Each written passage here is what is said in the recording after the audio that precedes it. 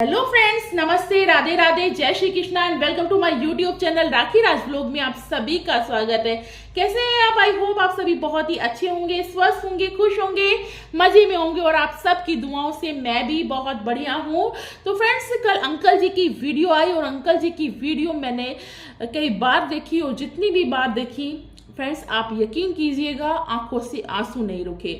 उस वीडियो को देखकर साफ साफ दिख रहा था कि ये इंसान कितना मजबूर है और कितना मानसिक रूप से परेशान है। देखिए, मैं किसी का भी सपोर्ट नहीं करती, जो बस मेरे को सही लगती है मैं उसका साथ देती हूँ, जो सही नहीं लगती उसको साफ साफ कहती हूँ कि सही नहीं है। ना तो मेरा अंकल जी की आंटी और अंकल जी से कोई रिश्ता है और ना ही मेरा कोई उनकी बहू से रिश्ता है, ना ही मैं दोनों से कभी मिली हूँ और ना ही भविष्य में कभी मिलने की सोची है। तो मेरा किसी से कोई रिश्ता नहीं है। जो सोशल मीडिया पर फैले हुए हैं उन्हीं को देखते हुए हम अपने विचार को रखते हैं। तो बढ़ते हैं आगे। कल अंकल जी ने एक बात बोली प्रॉपर्टी को लेकर, क्योंकि मेरे को सारा झगड़ा प्रॉपर्टी को लेकर ही लग रहा है। जो उनका और उनकी बहू के बीच में विवाद है, जो भी है प्रॉपर्टी को लेकर है, उसमें उनकी बहू भी कहती है मेरी जान को भी खतरा है, मेरी बच्चियों की जान को भी खतरा है, लाल गाड़ी का डब्बा मेरे घर के आसपास घूमता रहता है और मेरे को जान का खतरा है, और मम्मी जी, पापा जी, सासू माँ, ससुर जी की भी जान को खतरा है, कोई भी उनकी जान ले सकता है, ये प्रॉपर्टी किसी ना किसी को मार कर रहेगी। वो आज की वीडियो में भी ऐसा बोल रही थी और अंकल जी ने भी अपनी वीडियो में बोला कि वो अपनी प्रॉपर्टी का क्या करना चाहते हैं। उन्होंने बताया अपनी वीडियो में कि प्रॉपर्टी जो भी उनके पास है वो गौन प्रॉपर्टी है। उनकी प्रॉपर्टी उनके दोनों बेटे थे जो अब इस दुनिया में नहीं है। बिल्कुल सही कहा अंकल जी, हमारे बच्चे ही हमारी असली धन दौलत होते हैं, ठीक है। और अंकल जी ने कहा कि उनकी जो प्रॉपर्टी है, जब तक वो दोनों हस्बैंड वाइफ अंकल आंटी जिंदा है तब तक उनकी है, उनके बाद उनकी प्रॉपर्टी उनकी पोतियों की होगी। उसमें से कुछ हिस्सा जो उनकी सेवा करेगा उसका होगा। अंकल जी ने कहा कि कोई भी सेवा ऐसे ही नहीं करता, जो भी सेवा करता है उसको भी कुछ ना कुछ लालच होता है। सही बात है, सही बात है, जो सेवा करेगा उसको कुछ ना कुछ जरूर मिलेगा। और अंकल जी ने ये भी कहा अगर इसके बाद भी मुझे मानसिक रूप से ज्यादा परेशान किया गया, उन्हें सोचने पर मजबूर होना पड़ेगा और अपनी प्रॉपर्टी किसी ट्रस्ट को दान कर दूंगा मैं, लेकिन जब तक वो हैं वो प्रॉपर्टी उनकी और उनकी पत्नी की है, मरने के बाद ही वो दान की जाएगी।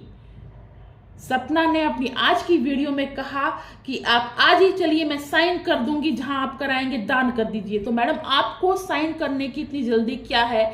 अभी वो जिंदा है, अभी उनके हाथ पैर चल रहे हैं। उन्होंने कहा जब तक हम जिंदा हैं हमारी है, हमारे मरने के बाद हमारी पोतियों की या किसी ट्रस्ट की होगी, हमारे मरने के बाद। तो आपको इतनी जल्दी क्या है कि आज आप आज ही जाओ और किसी ट्रस्ट के नाम कर दो, ना मेरी ना तुम्हारी।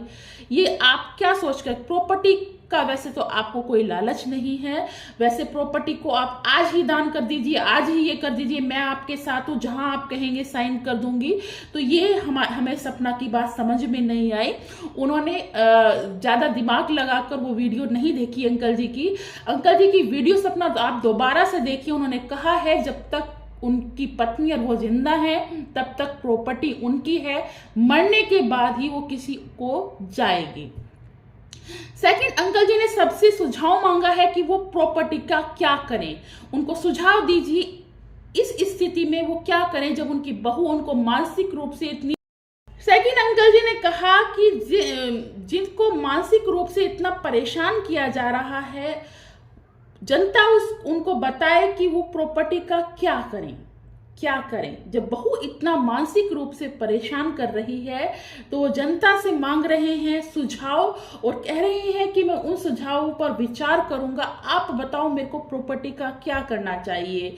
तो मैं अंकल जी से कहना चाहूंगी, मैंने अंशु के चैनल पर और ये धीरज भाई के चैनल पर और ये आपके पड़ोसी भाई के चैनल पे जाकर बार बार कमेंट की है कि आपको अपनी प्रॉपर्टी का क्या करना चाहिए।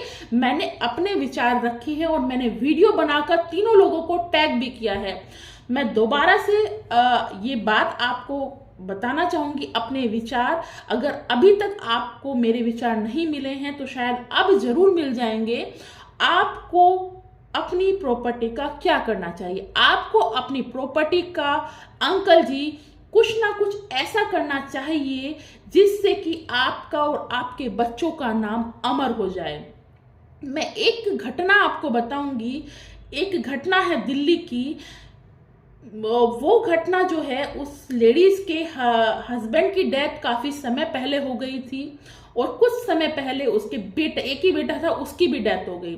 अब वो अकेली हो गई तो उसने क्या किया, अपनी जमीन जायदाद को बेच दिया और एक मंदिर का निर्माण कराया। उससे मीडिया वालों ने पूछा, आप इतने विशाल मंदिर का निर्माण क्यों करा रही हो? तो उन आंटी ने जवाब दिया, मेरे बेटे और मेरे पति भगवान के चरणों में चले गए हैं तो मैं अपनी सारी संपत्ति भगवान के चरणों में ही देना चाहूंगी। तो उसके तो आगे पीछे कोई नहीं था।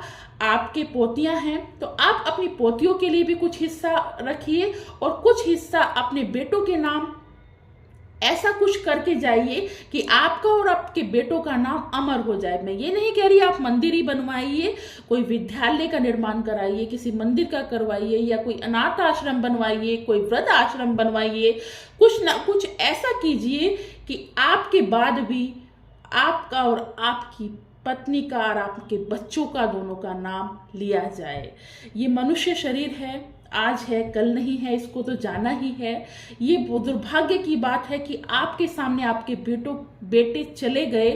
ये दुर्भाग्य की बात है, लेकिन ईश्वर को जो मंजूर है उसके आगे तो किसी की नहीं चलती। तो ये मेरा सुझाव है, शायद आप तक पहुंचे। नहीं पहुंचेगा तो मैं पूरी कोशिश करूंगी कि आप तक ये बात पहुंचा कर रहूं। और कौन कौन मेरी इस बात से सहमत है, कमेंट्स बॉक्स में कमेंट करके जरूर बताइएगा। सेकंड, अंकल जी ने कहा कि वो तरह तरह की बीमारियों से मतलब पीड़ित हैं, जिसमें बीपी और ये हो गया, हमारा शुगर हो गया, तो और एक सपना रूपी बीमारी भी अलग है जो उन्हें बहुत ज़्यादा मानसिक रूप से परेशान करती है। तो सपना ने इसका रिप्लाई दिया कि ये तो आपकी खानदानी प्रॉब्लम है, बाबा जी को भी थी, बुआ जी को भी है, आपको भी है, हो सकता है। लेकिन आप ये सोचिए, जब इंसान टेंशन में रहता है, मानसिक रूप से परेशान रहता है, तो बीमारियां ज़्यादा बढ़ती हैं, ज़्यादा परेशान करती हैं। और उन्हें मानसिक रूप से कौन परेशान करता है भाभी जी? आप करती हैं।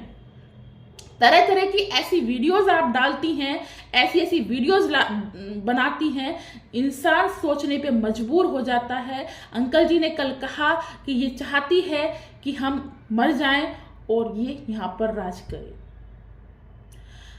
पता नहीं कौन क्या चाहता है, लेकिन अंकल जी की बातें सुनकर रोना आया। बहुत ही ज़्यादा परेशान है, बहुत ही ज़्यादा दुखी हैं। और एक बात और कही उन्होंने कि मेरे साड़ू भाई के पास लाल गाड़ी है और सपना ने मथुरा में उन्हीं के बराबर में घर ले लिया है। वो जब भी अपने घर से बाहर काम करने के लिए, किसी भी काम से बाहर जाते हैं गाड़ी में, तो सपना को लाल गाड़ी का डब्बा दिखता है। वो गाड़ी को गाड़ी का डब्बा, वो डब्बा बोलती है। भाई, जब आपको ससुराल पक्ष से इतनी प्रॉब्लम थी तो आपने उन्हीं के रिश्तेदारों के बराबर में घर क्यों लिया? और अंकल जी ने ये बात भी क्लियर करी, अगर आप, तुम्हारे घर में कैमरे लगे हुए हैं, कैमरे में नंबर नोट करो और उसकी शिकायत दर्ज कराओ, पुलिस में जाकर रिपोर्ट कराओ कि तुम्हारी गाड़ी के सामने ये इस नंबर की गाड़ी है और घूम रही है, इससे हमें खतरा है। तुम कि बिना नंबर को जाने कैसे कह सकती हो कि वो उसकी गाड़ी है? तो आप ये चीज क्लियर कीजिए और ध्यान रखिए सपना जी, किसी को भी गलत आरोप मत लगाइए। गाड़ी गाड़ी होती है, कोई डब्बा नहीं होता। किसी के पास छोटी है तो किसी के पास बड़ी है, किसी का मजाक मत बनाइए। और सेकंड, वो सपना जी कह रही थी, आज आई थी भाभी जी वीडियो आई थी उनकी, वो कह रही थी कि मैं दूंगी आपको रोटी, आपकी बीमारी मैं देखूंगी, अब तक भी तो मैं देखती आई हूं। तो मैं कहना चाहूंगी भाभी जी, आप वहाँ 4 साल से हम आपको देख रहे हैं, जिसमें 3.5 साल तो आप बीमार ही रही हैं। हम जब भी देखते थे आपको बीमार ही देखते थे, तो आप क्या किसी की बीमारी का इलाज कराओगी? यस, आप खुद इतनी बीमार रहती हैं वहां जाकर, तो आप किसी की बीमारी का इलाज कैसे करा सकती हो। और सेकंड वो कह रही थी मैं दूंगी आपको रोटी। आप खुद की 2 रोटी नहीं बना सकती, आपकी मम्मी आपकी रोटी बनाती हैं, आपकी बच्चियों का ख्याल रखती हैं, आप खुद का ख्याल नहीं रख पाती, तो आप क्या रखेंगी ससुर का ध्यान। और जिस ससुर पर आप गंदी नजर का इल्जाम लगाती हैं, जिस ससुर के ऊपर आप चरित्रहीन होने का इल्जाम लगाती हैं, तो उस ससुर को रोटी देंगी आप, उस ससुर के साथ रहोगी आप, कैसे रह सकती हो आप, कैसे रोटी दे सकती हो आप उनको। और एक चीज और सामने आ रही है, लाइव में मैं सुन रही हूं कि कुछ लोग जो है क्या कर रहे हैं, कह रहे हैं इनकी मम्मी और इनका भाई वगैरह जो वहां रहता है वो इसे सैलरी लेते हैं, वो फ्री में वहां नहीं रहते। वो कहते हैं मैं यहाँ रहता हूं तो मैं बाहर जाऊंगा वहां भी तो कमाता, तो इसीलिए 50,000 रुपए सैलरी इनका भाई इनसे लेता है। इनकी मम्मी जो इनके बच्चों की देखभाल करती हैं और खाना बनाती हैं, वो भी 30,000 रुपए महीना इनसे लेती हैं, महीने की सैलरी। तब वो रहती हैं, क्योंकि वो भी कपड़ों की सिलाई विलाई करती थी और कोई परचून वरचून की दुकान भी करती थी, दुकान वगैरह भी करते थे वो लोग। तो वो सारा मैडम सैलरी देती हैं अपने भाई को और अपनी माँ को, तब जाकर वो उनके घर में रहते हैं, वरना कोई किसी का नहीं करता। तो जो बात आप अंकल जी को कह रही, बिना लिए दिए कोई किसी का काम नहीं करता, तो आपके मम्मी और आपका भाई भी आपके पास ऐसे ही नहीं रहते, वो पैसे लेते हैं, सैलरी लेते हैं, तब आपके पास रहते हैं। तो किसी पर उंगली उठाने से पहले खुद की गिरबान में झांक कर देखिए आप कितनी पानी में हैं।